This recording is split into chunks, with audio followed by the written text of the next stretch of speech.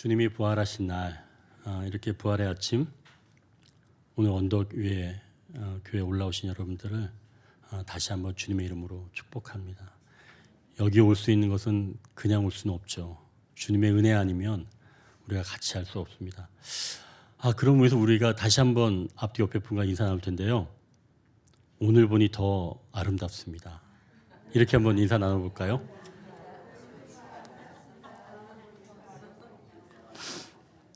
굉장히 쑥스러운가요? 이게 진짜인데요. 우리 교회는 예비 청년부터 어르신에 이르기까지 다양한 연령대가 지금 함께 하고 있습니다. 여기서 보면 여러분들이 더 예뻐 보여요. 실제도 예쁘지만 더 예뻐 보입니다. 아마 우리 하나님께서 여러분들을 그렇게 바라보고 계시지 않을까. 이 부활의 아침 그런 마음이 듭니다. 하지만 우리가 그렇게 예쁘지만 우리의 인생 각자 생각해 보면 내가 정말 100% 만족하는 그런 인생이다. 아마 그렇게 생각하시는 분은 아마 하나도 없을 겁니다.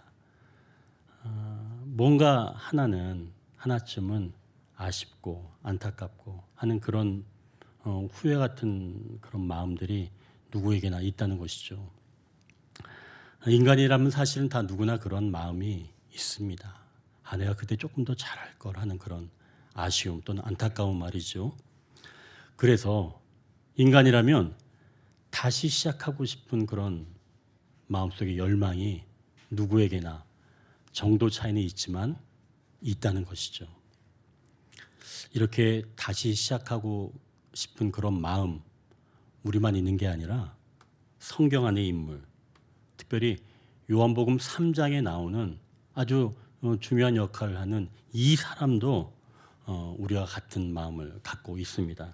요한복음 3장에 나오는 니고데모라고 하는 사람이 있습니다. 이 사람은 산헤드린 공회원이었어요. 산헤드린 공회원 그러면 정치적, 경제적 그리고 종교적으로 나라에서 가장 위에 있는 상위 클래스에 있는 사람입니다. 이 나라에 70명 정도밖에 없었으니까요. 물론 이제 의장 포함해서 71명 정도라고 하지만 전체 인구에서 70명밖에 없는 그런 사람들입니다. 그러니까 정치, 경제, 문화, 사회 이런 모든 것들을 통틀어서 이 사람들이 실질적으로 이스라엘을 다스리는 사람이다라고 볼 수 있는 게 바로 산헤드린 공회원입니다. 이 니고데모가 바로 그런 사람이었다는 거예요.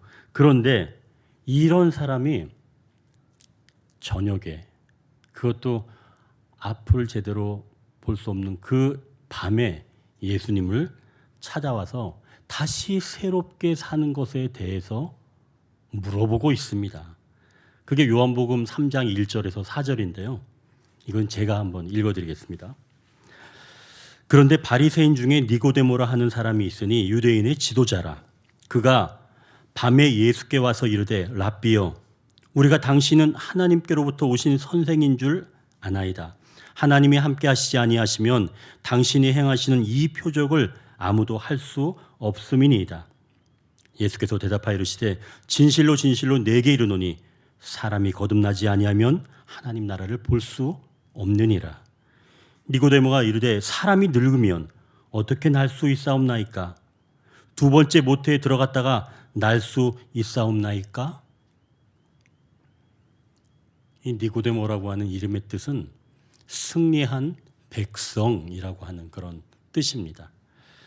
남의 눈을 피해서 그 야심한 밤에 예수님을 찾아올 수밖에 없었던 이 니고데모가 예수님을 만나서 자신의 이름처럼 승리한 백성이 되어서 다시 시작하는 삶을 어떻게 살았는지 오늘은 우리가 읽은 이 본문을 통해서 이제 함께 나누기를 원합니다.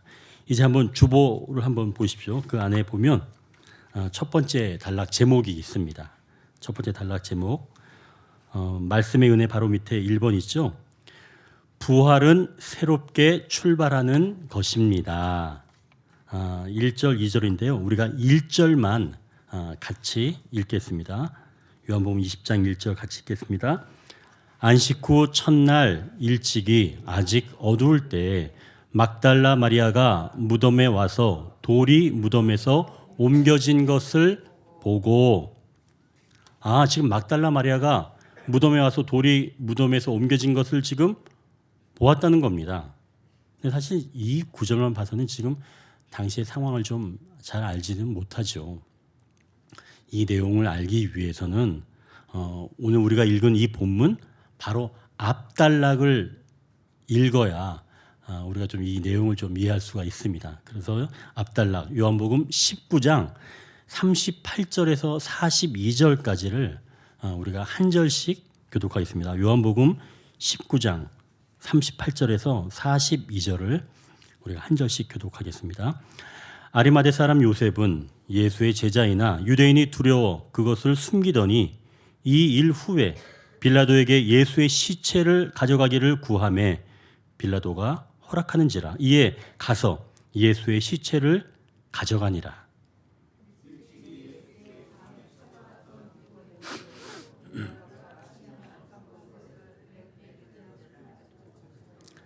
이에 예수의 시체를 가져다가 유대인의 장례법대로 그 향품과 함께 세마포로 쌌더라.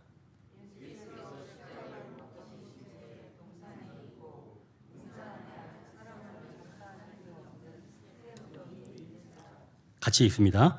이날은 유대인의 준비일이요 또 무덤이 가까운 고로 예수를 거기 두니라. 여기 지금 아리마대 요셉이라고 하는 자기가 새로 산 무덤에 예수님의 시신을 옮겼다라고 하는 그런 내용이 있죠. 그리고 앞에서 우리가 나누었던 니고데모도 여기 지금 나오고 있습니다. 예수님과 반대편에 있는 사람들이 바로 산헤드린 공회원이라고 보면 되는 거죠.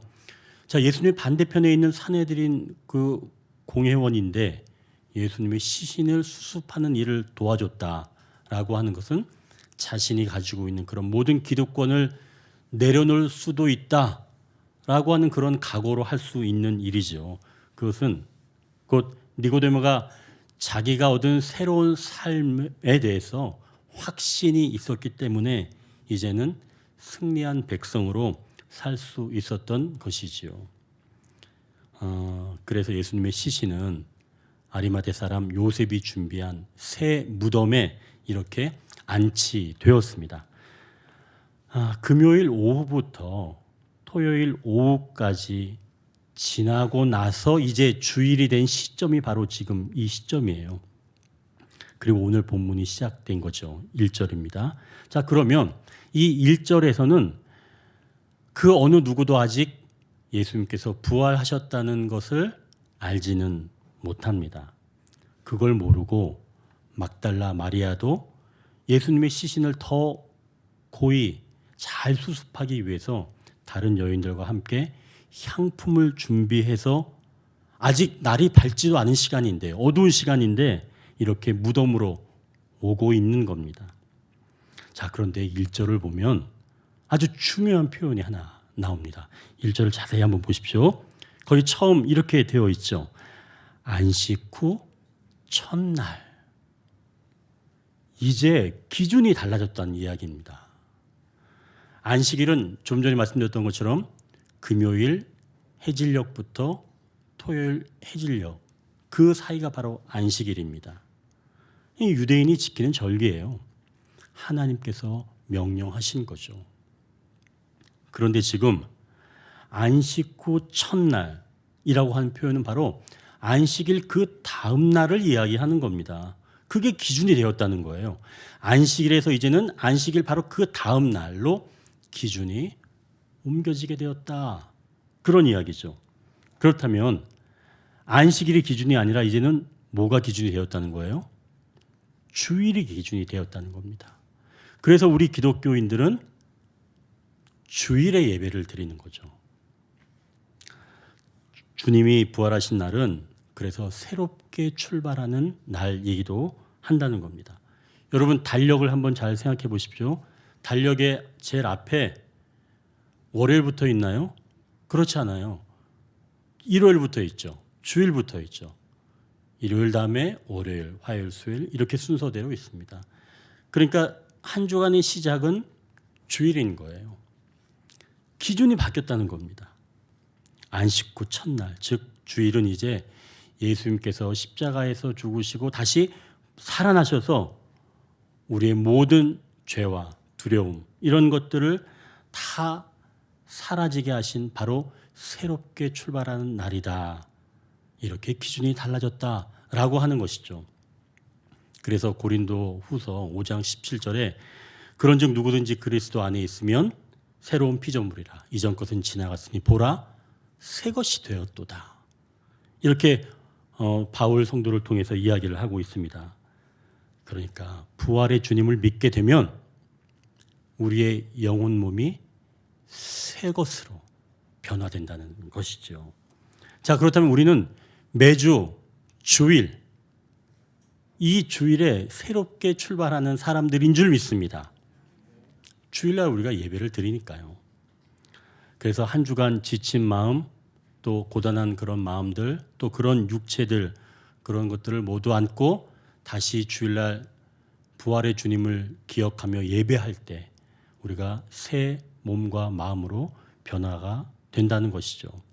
어디 그뿐인가요?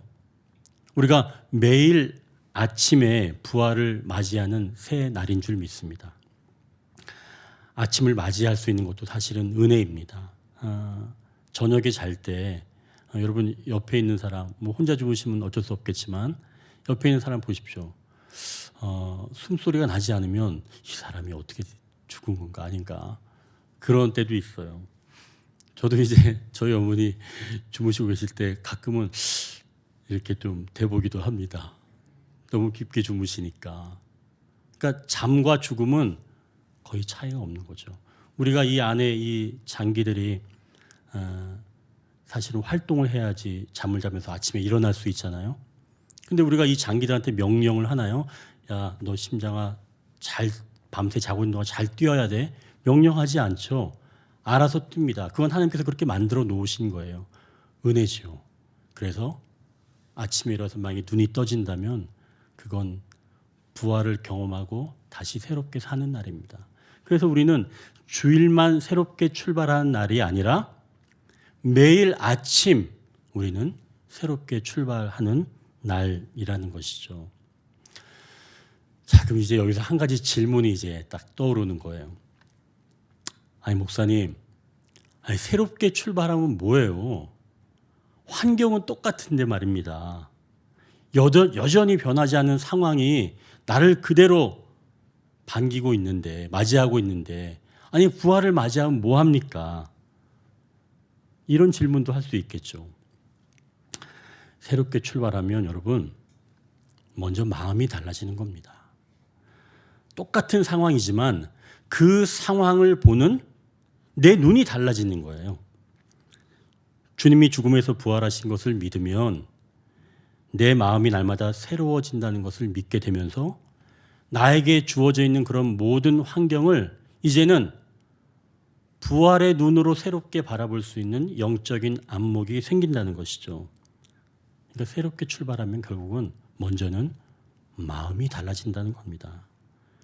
어째서 그런지 오늘 본문 그 다음 부분인데요. 요한복음 20장 22절 보면 이렇게 기록되어 있습니다.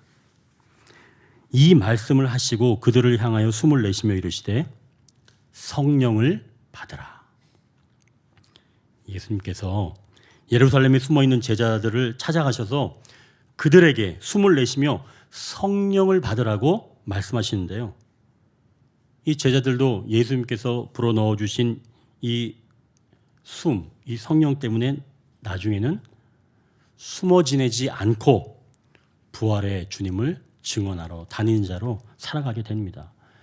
사실은 이 제자들은 유대인 이 종교 지도자들을 굉장히 두려워했습니다. 그래서 숨어 있었지요. 그런데 이렇게 부활의 주님을 믿고 난 다음에는 그 마음이 변화되어서 당당하게 예수님의 부활을 증언하고 다녔다는 것이죠. 그러니 부활은 새로운 출발점이라는 것입니다. 여러분, 먼저 마음이 바뀌어야 합니다. 마음이 바뀌지 않으면 그 어떤 것도 바뀌지 않는 거예요. 마음이 바뀐 뒤에야 몸이 달라지는 겁니다. 여러분, 여러분의 그 마음이 달라지시기를 주님의 이름으로 축원합니다. 부활의 기쁨과 소망이 있는 바로 그러한 여러분의 마음이 점점 주님의 마음과 닮아져 가기를 축복합니다. 자, 이제 또 어떤 좋은 점이 부활의 그 유익이 있는지 이제 두 번째 단락을 보겠습니다. 두 번째 단락 같이 읽겠습니다. 부활은 각자 장점으로 살아갑니다. 오늘 본문에서는 세 사람이 나옵니다. 첫 번째 사람은 막달라 마리아인데요. 요한복음에서 이 막달라 마리아에 대해서는 자세하게 나오지는 않습니다. 다른 복음서에서 조금 더 자세하게 나오는데요. 7 귀신 들렸던 여인이기도 하였고요. 그래서 또 감사의 마음을 가지고 향유 옥합을 깨었던 여인이었습니다. 예수님이 십자가에 달리실 때는 마지막까지 그 자리를 지켰던 여인이었죠. 제자들은 다 도망갔는데 말입니다. 또 오늘 본문에서는 예수님의 시신을 더 고이 수습하기 위해서 향품을 들고 달려가는 바로 그러한 여인이 막달라 마리아입니다. 그럼 장점이 많잖아요. 근데 이 여인이 장점만 있는 게 아니었어요. 오늘 본문 1절을 보면 막달라 마리아가 어두울 때 예수님의 무덤에 찾아왔다고 지금 이야기하고 있죠. 당시 무덤에 이 무덤은 산에 있는 바위를 이렇게 깎아서 파서 굴을 만들었습니다. 그리고 큰 돌을 이렇게 옮겨서 입구를 막아두었어요. 그것은 장정 서너 명이 해서 잘 움직이지 않는, 바닥에 홈을 팠기 때문에 움직이지 않는 바로 그런 돌입니다. 그러니 열 수가 없죠, 잘. 자, 그런데 이 상황을 다른 복음서에서 마가복음 16장 1절에서 3절에서 이렇게 기록하고 있습니다. 안식일이 지남에 막달라 마리아와 야고보의 어머니 마리아와 또 살로메가 가서 예수께 바르기 위하여 향품을 사다 두었다가 안식 후 첫날 매우 일찍이 해 돋을 때 그 무덤으로 가며 서로 말하되 누가 우리를 위하여 무덤 문에서 돌을 굴려주리요 하더니, 막달라 마리아 그리고 다른 여인들이 향품을 준비해서 무덤에 왔지만 돌을 어떻게 굴려야 할지 계획하지 않고 무작정 그냥 무덤에 달려온 겁니다. 무모한 거지요. 그럼 부활하신 예수님께서 이 무모한 여인, 이 막달라 마리아, 물론 장점도 있지만 이 무모한 여인을 어떻게 사용하실까요?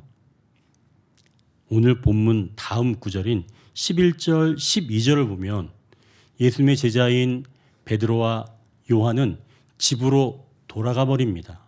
근데 이 막달라 마리아는 돌아가지 않고 그 굴 앞에 서서 울고 있던 거예요. 그런데 그 모습을 보고 흰옷 입은 두 천사가 마리아에게 울지 말라고 말합니다. 그리고 어디 천사뿐인가요? 부활하신 예수님께서 이 막달라 마리아에게 나타나십니다. 그리고 마리아의 이름을 불러주셔요. 그러면서 예수님께서 하신 말씀은 네가 제자들에게 가서 내가 살아났다고 말해주는 증언자가 되라 라고 하는 그 역할을 이 막달라 마리아에게 맡기신 거죠. 예수님은 베드로나 요한에게 나타나셔서 말씀해 주시면 되잖아요. 그냥. 그렇지 않아요? 같이 다 있었으니까. 그런데 베드로와 요한은 돌아가고 난 다음에 막달라 마리아에게 나타나셔서 부활의 소식을 알리는 첫 증언자의 역할을 이 무모한 여인에게 지금 맡기는 겁니다. 그럼 이건 무슨 말일까요? 부활은 각 사람의 장점을 활용해서 살아가도록 인도하신다는 것이죠. 마리아는 충성스러운 사람이었습니다. 자신을 살려주신 예수님께 감사해서 향유 옥합을 깨기도 하고 또 너무나 감사해서 마지막 십자가에서 끝까지 그 자리를 지키기도 했고 또 마지막 시신을 더 고이 수습하기 위해서 향품을 들고 그 새벽에도 달려왔던 그런 충성스러운 여인이었다고 하는 것이죠. 물론 무모했습니다. 그 돌을 어떻게 굴려야 할지 계획하지 않고 달려온 무모한 여인이었지만 부활하신 예수님께서는 그런 무모한 단점을 고치시지 않고 장점을 가지고 이 여인을 증언자로 사용하셨다는 것이죠. 결국 부활은 각자 장점으로 살아가는 겁니다. 이제 두 번째 인물인 베드로를 한번 좀 생각해 보십시오. 베드로는 참 독특한 사람이에요. 오늘 본문 내용을 살펴볼 때 마리아가 무덤에서 볼 때 예수님이 시신이 안 계시니까 그 소식을 베드로와 요한에게 알려줬습니다. 그랬더니 이제 이 베드로와 요한이 무덤으로 막 달려가기 시작을 했죠. 근데 공교롭게 또 둘이 달리면서 달리기 시합을 하게 되었습니다. 근데 베드로는 좀 나이가 좀 있었거든요. 요한은 아주 젊은 사람이었습니다. 그럼 누가 이기겠어요? 저랑 건영이랑 하면 누가 이겨요? 건영이가 이겨요. 저는 상대가 안 됩니다. 여기서 지금 베드로는 집니다. 요한이 앞서가는 거죠. 자, 그런데 요한은 무덤에 도착을 해서 무덤 안으로 들어가지는 않습니다. 그냥 무덤 밖에서 안을 쳐다볼 뿐이죠. 근데 잠시 후에 베드로가 도착을 했는데요. 6절 한번 보십시오. 6절 보니까 이렇게 기록합니다. 시몬 베드로는 따라와서 무덤에 들어가 보니 세마포가 놓였고 베드로는 도착하자마자 주저하지 않고 망설이지 않고 곧장 무덤으로 들어갑니다.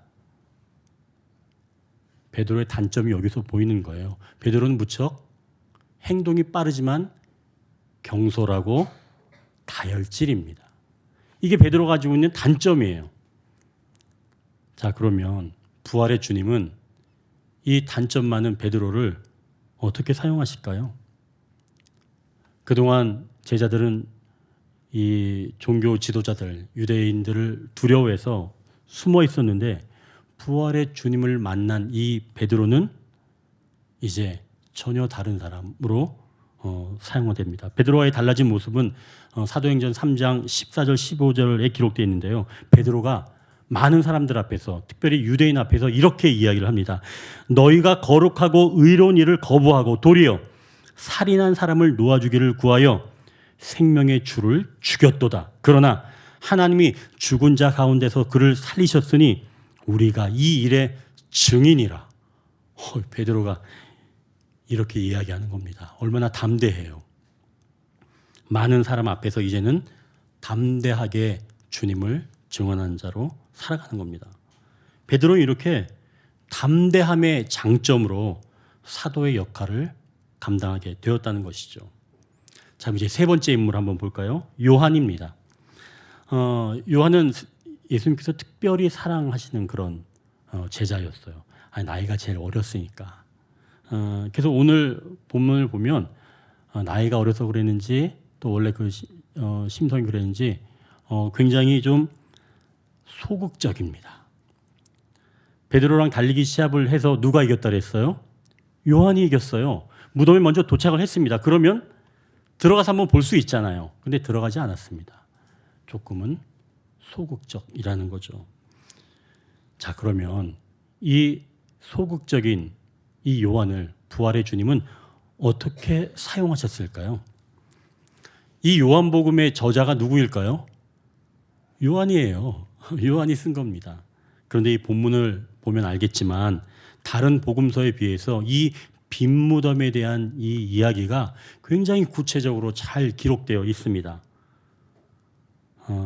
19장 41절에 보면 이렇게 기록되어 있어요. 요한복음 19장 41절 예수께서 십자가에 못 박히신 곳에 동산이 있고 동산 안에 아직 사람을 장사한 일이 없는 새 무덤이 있는지라. 그리고 20장 15절에는 또 이렇게 기록되어 있습니다. 예수께서 이르시되 여자여 어찌하여 울며 누구를 찾느냐 하시니 마리아는 그가 동산지기인 줄 알고 이르되 주여 당신이 옮겼거든 어디 두었는지 내게 이르소서 그리하면 내가 가져가리이다. 이게 지금 다 요한이 감동해서 기록한 부분인데요. 이 구절에서 동산이라고 하는 말이 3번씩이나 나옵니다. 여기서 지금 요한이 하고자 하는 말은 지금 동산을 좀 강조하고 싶은 거예요. 여러분, 동산. 요한이 지금 동산을 강조하고 있습니다. 그럼 동산이 어디일까요, 도대체? 딱 느낌이 오시는 게 혹시 있나요? 에덴 동산입니다. 즉, 요한이 얘기하고 싶은 것은 하나님이 창조하신 그 에덴 동산, 그 원래의 모습, 이것을 다시 새롭게 창조하실 분은 곧 예수 그리스도시다 라고 하는 것을 요한이 이야기하고 싶었던 거예요. 이게 바로 요한복음의 특징입니다. 새 창조 말이죠. 부활의 주님께서 이런 소극적인 요한을 사용하신 것은 소극적이지만 모든 것들을 더 자세하고 면밀하게 검토할 수 있는 그러한 면을 예수님께서 사용하셔서 그 장점으로 이런 서신서를, 이런 복음서와 서신서를 기록하는 기록자로 사용하셨다는 것이죠. 그러니까 소극적인 그런 단점을 사용하신 것이 아니라 자세히 보고 면밀하게 관찰하는 바로 그러한 장점을 사용하셨다는 것입니다. 부활은 우리의 장점으로 살아가도록 이끄는 줄 믿습니다. 제가 이제 권혜생이라고 하는 그 신약학 교수님을 통해서 제가 듣게 된 이야기인데요. 1950년 그 미국에서 흑인으로 태어난 어느 아이가 있는데 그 아이의 이름이 스티브 랜드라고 하는 아이입니다. 이 아이가 미숙아로 태어났다고 해요. 8개월 만에 이제 태어났는데 그래서 이제 뭐 당연히 인큐베이터에 들어가겠죠. 근데 그만 당시에 좀 상황이 그랬는지 산소가 과다하게 공급돼서 이 아이가 산소 과다 공급으로 시력을 잃게 됩니다. 그러니까 신생아 때부터 얘가 그렇게 됐다는 거죠. 그래서 결국 이 아이는 부모도 굉장히 가난하고 삶도 굉장히 좀 어지러웠는데 결국 가난하고 불우했던 이 소년이 시각장애인으로 살면서 학교에서도 굉장한 놀림거리를 당하면서 살고 있었습니다. 어느 날 수업하는 중에 갑자기 교실에서 쥐가 나온 거예요. 애들이 초등학생이었는데 난리가 난 거죠. 어마하고 애들이 다 이제 막 책상 위로 올라가고 의자로 올라가고 막 이제 난장판이 되었습니다. 예, 선생님이 아이들을 막 진정을 시키고 얘들아 잠깐만 이제 각자 자리에 좀 앉아봐라. 좀 앉아봐라. 얼르고 달려서 다 앉혔습니다. 그리고 이 선생님이 그 스티브 랜드에게 이렇게 부탁을 했습니다. 스티브 랜드, 쥐가 어디 있는지 우리에게 좀 알려줄래? 담임 선생님이 이랬다는 거예요. 그러니까 깜짝 놀라서 이제 스티브 랜드가 얘기했죠. 선생님, 저는 앞을 못 보는 사람입니다. 이렇게 당황하면서 이 스티브 랜드가 이야기를 한 거예요. 그러니까 선생님께서 이제 미소를 지으면서 이렇게 이야기를 하였습니다. 너는 비록 앞을 볼 수 없지만 그 누구보다 뛰어난 귀를 가졌단다. 이 말 한마디는 이 소년의 삶을 바꿔놨습니다.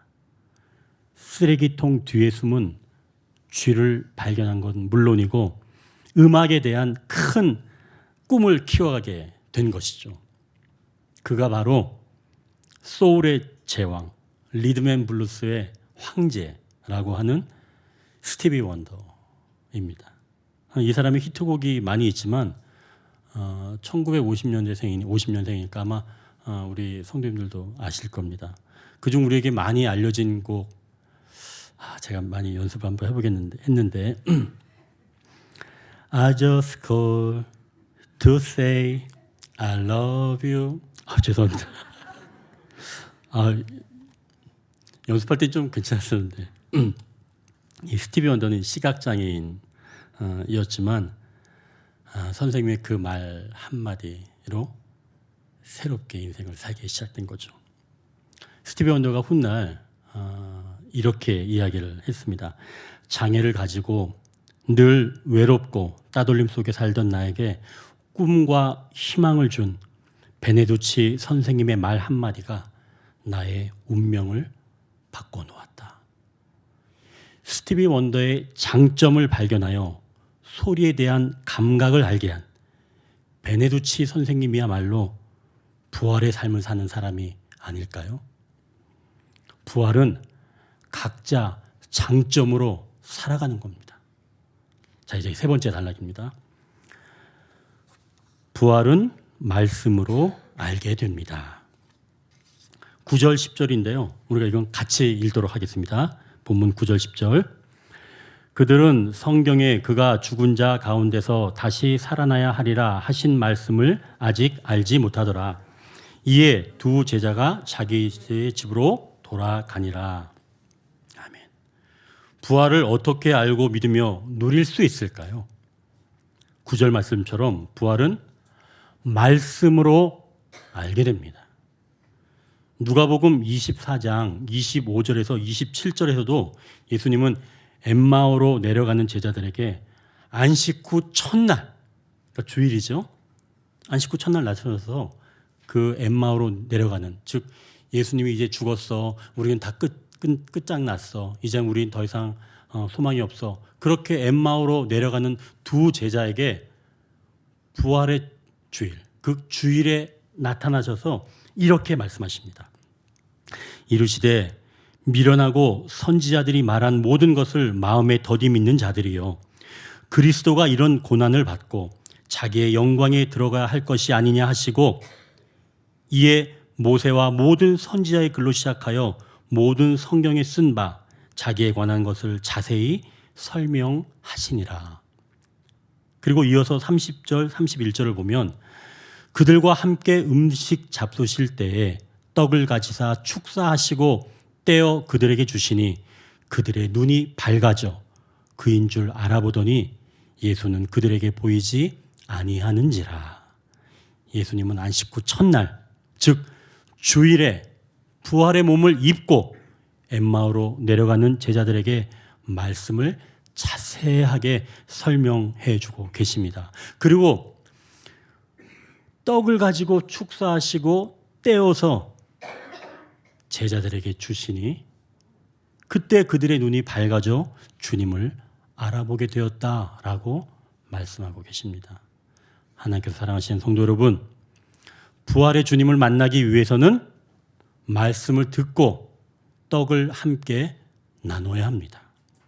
오늘은 부활절로 이렇게 선포되는 말씀과 함께 잠시 후 보이는 말씀, 즉 떡을 함께 떼는 성찬식이 있습니다. 세례는 받았지만 아직 부활의 주님이 정말 온전히 믿어지지 않는 분들이 만약 계시다면 오늘 이 설교와 성찬 예식을 통해서 부활의 주님이 믿어지시기를 소망합니다. 또한 눈이 밝아져서 주님을 배우는 시간이 되시기를 축복합니다. 이제 말씀을 정리합니다. 우리는 누구나 새로운 인생을 걷기를 원합니다. 부활은 새롭게 출발하는 것입니다.